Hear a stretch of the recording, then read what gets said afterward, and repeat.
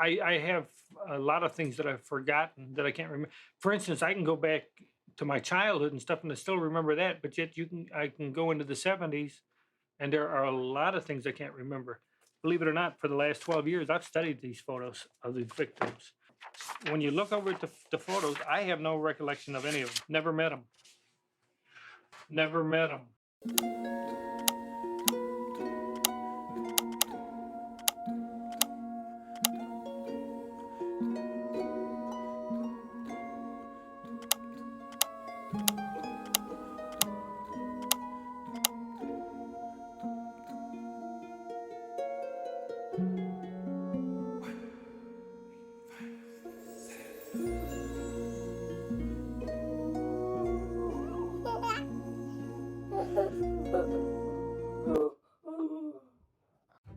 Western society's modern view on sexual exploration was heavily influenced by Dr. Alfred Kinsey. Kinsey was a professor of entomology, zoology, and will later be regarded as America's first major figure in sexology. Kinsey's sexual ideology will present mold-shattering revelations, and reverberations of his research still heavily influence world culture today. Dr. Kinsey established his prominence after publishing Sexual Behaviors of the Human Male in 1948, and he will compound on his success 5 years later, publishing Sexual Behaviors of the Human Female in 1953. But there was a dark side to the research. One chapter in the book dealt with the previously unresearched subject of child sexuality. It's little known that to get this information, Kinsey cultivated relationships with habitual child molesters. These pedophiles would provide him with accounts of their abuse of children and with their own interpretations of children's sexual development. The biggest factor behind Kinsey's heavy societal impact was his data-driven research. It was stated between 1938 and 1956, Kinsey performed over 17,000 face-to-face interviews. Dr. Kinsey's research was heavily aided by John Davison Rockefeller. In fact, his first book, Sexual Behaviors of the Human Male, was funded entirely by the Rockefeller Foundation. In 1947, the first year of the Rockefeller Foundation's annual $40,000 support for Kinsey, Dr. Kinsey would found the Institute of Sex Research at Indiana University, which has since been renamed the Kinsey Institute, memorializing its founder. The reverence for Kinsey and his research even materialized into a Hollywood motion picture. Liam Neeson portrayed Dr. Kinsey in Fox Pictures' 2004 release, Kinsey. Masturbation. I invented it, son. Sometimes I tie a rope around my balls when I jerk off. And what other masochistic acts do you enjoy? Does that mean queer? How often do you have intercourse? 2 or 3 times. A month? No, a day. How old were you when you first engaged in sexual activity with a partner? 14. How? With horse. How often were you having intercourse with animals at age 14? It's true. I fucked a pony. You are a genius. How did you know? You just said you had sex with a horse. No. Horse. Not horse. Horse. Although the Rockefellers' involvement and contributions did help to grow his stature, Dr. Kinsey had already completed his most controversial work years before the opening of the Kinsey Institute and years before the release of his first book. The man was a U.S. government land examiner called Rex King. To protect him, Kinsey gave him the code name Mr. Green. His first sexual contact was overt intercourse with his grandmother. He had looked up his family tree. There were 30, I forget how many, 33 or 38 members. He had had almost all of them. He had had intercourse with hundreds upon hundreds of males and females of every conceivable age. My memory is that it exceeded 600 for both boys and girls, and we haven't yet got to maturity. It shouldn't come as a surprise to anyone that King's data was such a compelling study in Kinsey's 1948 book.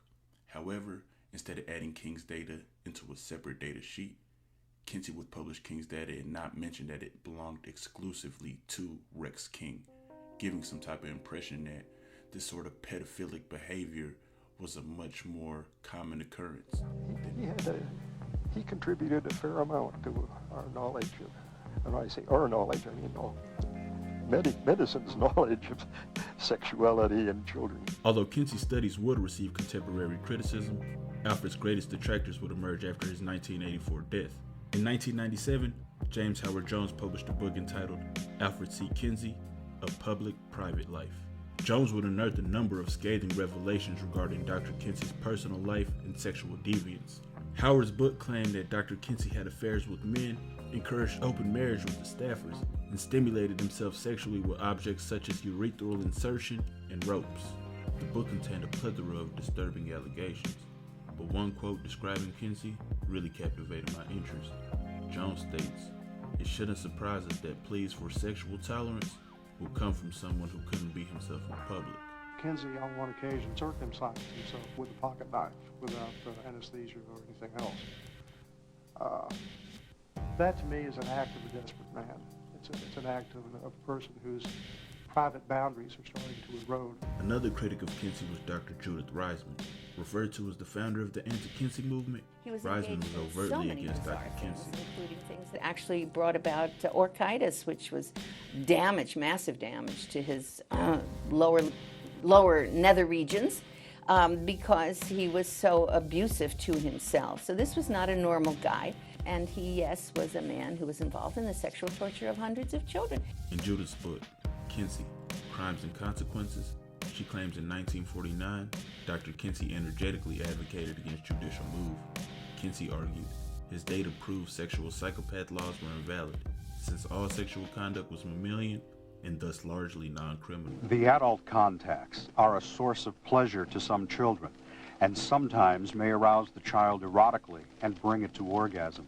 It is difficult to understand why a child, except for its cultural conditioning, should be disturbed at having its genitalia touched.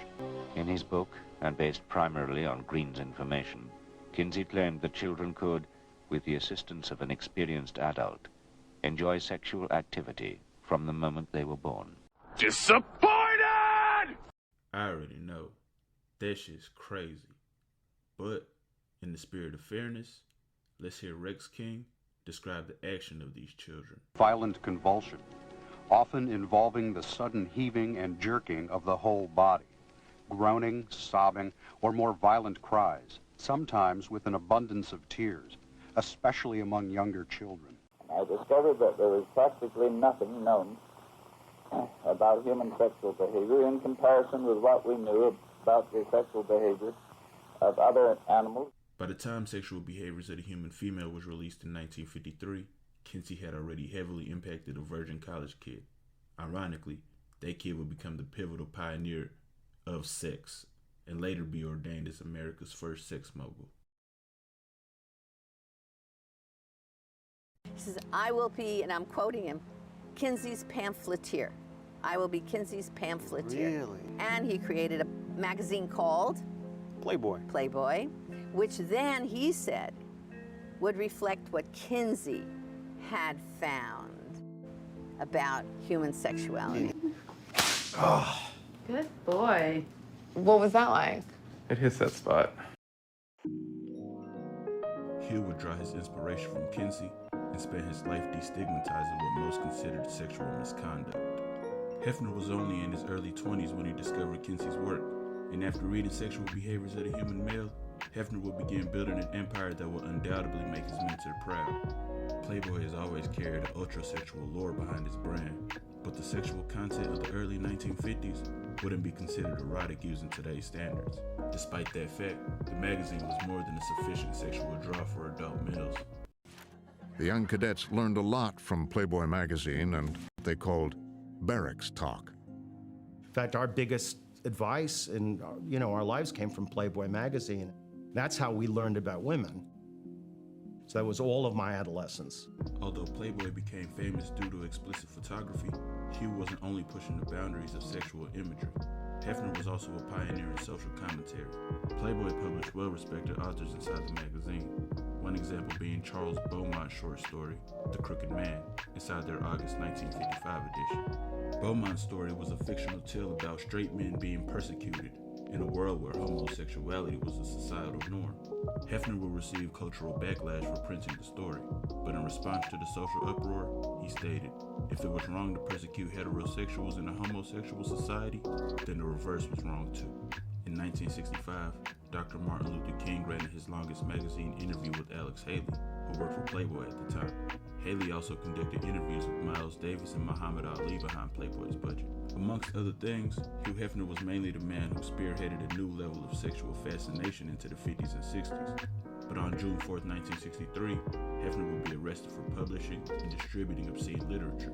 His arrest stemmed from the release of Playboy's 1963 edition, which featured nude and near-nude shots of American actress Jane Mansfield. Hefner was never formally charged in the obscenity case, and his magazine continued spearheading the social and sexual revolutions of the 60s counterculture. Behind Hefner and Playboy's efforts, the populace began altering perceptions of sexual norms in their societal paradigm. In 1971, a Californian named Marvin Miller produced a mass mailing campaign advertising adult books and films. Because it was a mass mailing campaign, a number of the recipients didn't willingly accept the ad, so Marvin was arrested for distributing obscene literature. Miller would claim his actions were protected by the First Amendment, so he had done nothing illegal. And in the 1973 Supreme Court case Miller v. California, the High Court would agree with Miller regarding the legality of his advertisements. Let's see, Newsweek. Grab one of these. Take them all. $50, $1.25. Hey, Ralph, how much is a copy of Orgasm? Just put them in a bag, will you? What? Orgasm. This man wants to buy a copy. How much is it? Doing a sociological study on perversion. I'm up to advanced child molesting. Deep Throat, with only an estimated budget of $22,000, would generate $45 million with nearly 26.5 million ticket sales and finished fifth in 1972's highest grossing films. The movie star was a beautiful young lady named Linda Lovelace, but Linda's real-life story is nothing short of a tragedy. Lovelace claimed she was pimped by her boyfriend long before starring in Deep Throat. Lovelace would allege abuse, death threats, and said she was forced to work at gunpoint. Although the low-budget film was shot in Florida motels with an unknown actress, high-profile stars such as Frank Sinatra, Sammy Davis Jr., and U.S. Vice President Spiro Agnew were amongst the early viewers.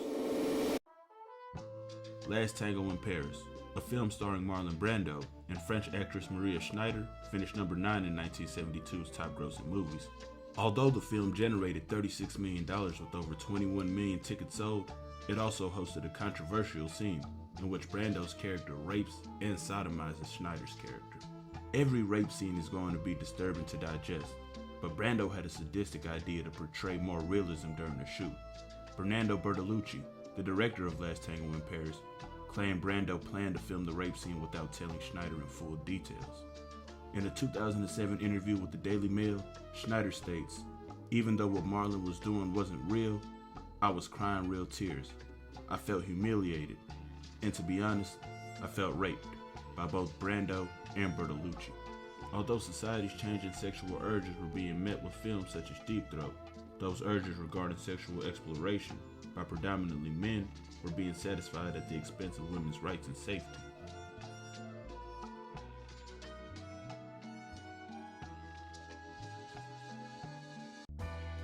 The countercultural revolution of the 60s was co-opted by the youth of the 70s. That generation was hungry to have shifting cultural views reflected within different mediums, including film, which is why the 70s is considered the golden age for pornographic movies. Every single one of the highest grossing X-rated films was released during that decade. Unfortunately for anyone making a living in the taboo sex-selling economy, the golden age of pornographic film only lasted a decade. Both the 60s and 70s were very progressive, but the sexual revolution was not met without disdain and opposition from more conservative ideologies.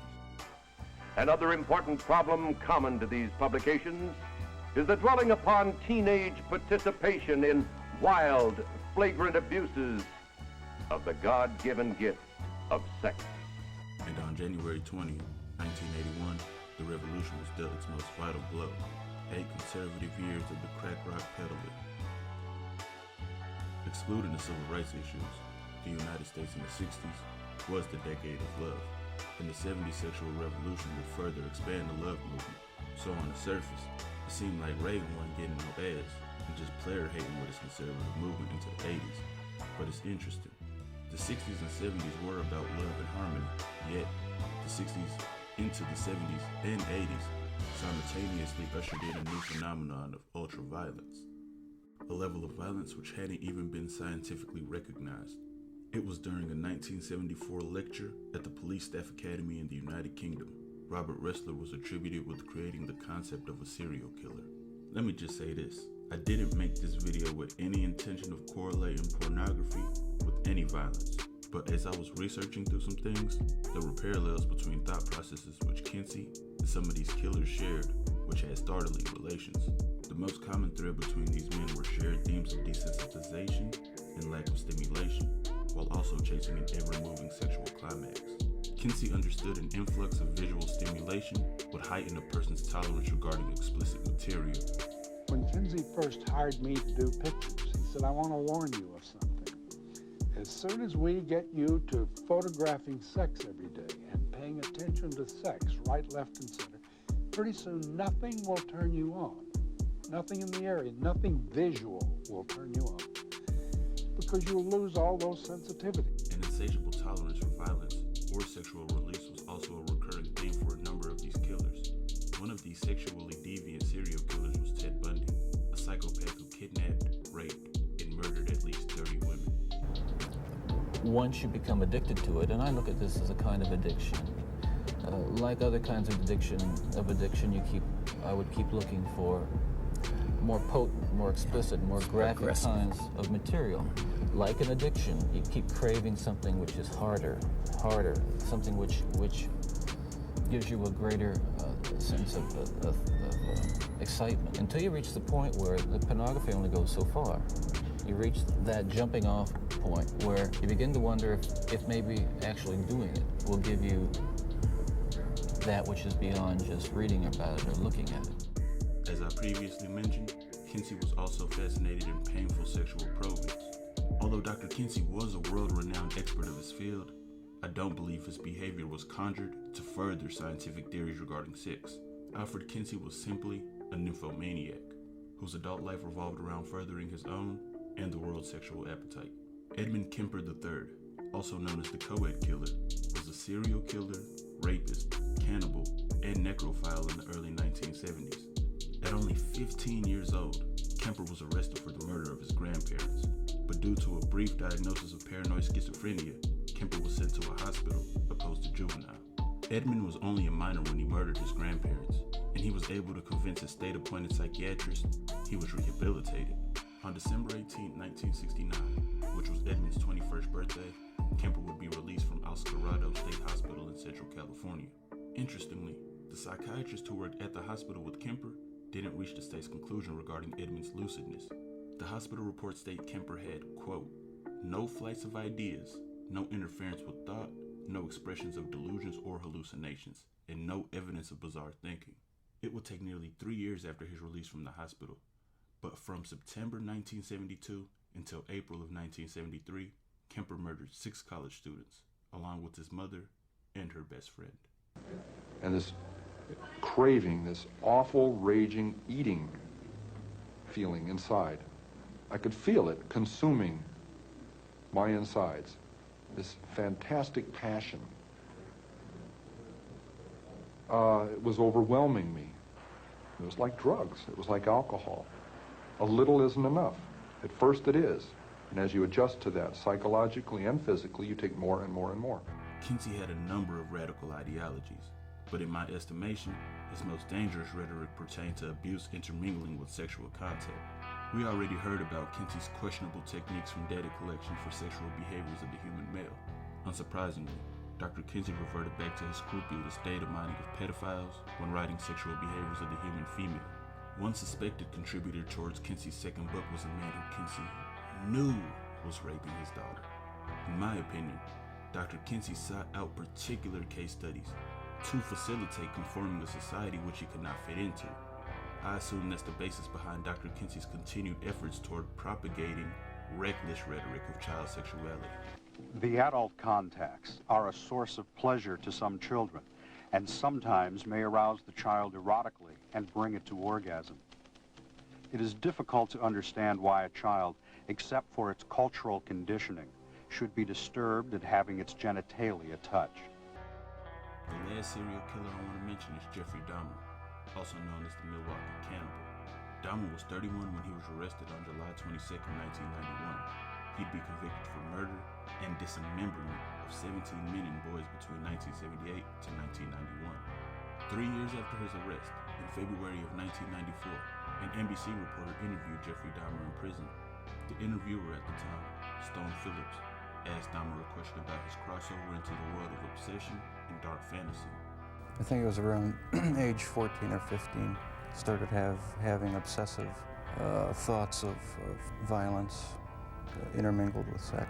And it just got worse and worse. I didn't know how to tell anyone about it, so I didn't. I just kept it all inside. Jeffrey Dahmer was born May 21st, 1960, and Dahmer himself admits to beginning obsessive fantasies of sex and violence intermingling around 14 or 15. Not only was Dahmer experiencing normal psychological changes for his age, he went through his transformation in the mid-1970s. Dahmer was raised during the golden age of pornography, in the center of the 70s sexual revolution. Dahmer was groomed in the decade of sexual gluttony, but his sinful appetite was satisfied with an insatiable wrath. Was there something sexual in the dismemberment of the bodies for you? As time went on, yes, I did get there was a sexual part to that. I started saving the skeletons and preserving other parts, and one thing led to another. It took more and more deviant type behaviors to satisfy my urges, and so it just spiraled out of control. Why the cannibalism? It made me feel like they were a permanent part of me. Besides the just mere curiosity of what it would be like, it made them feel that they were a part of me, and it gave me a sexual satisfaction to do that.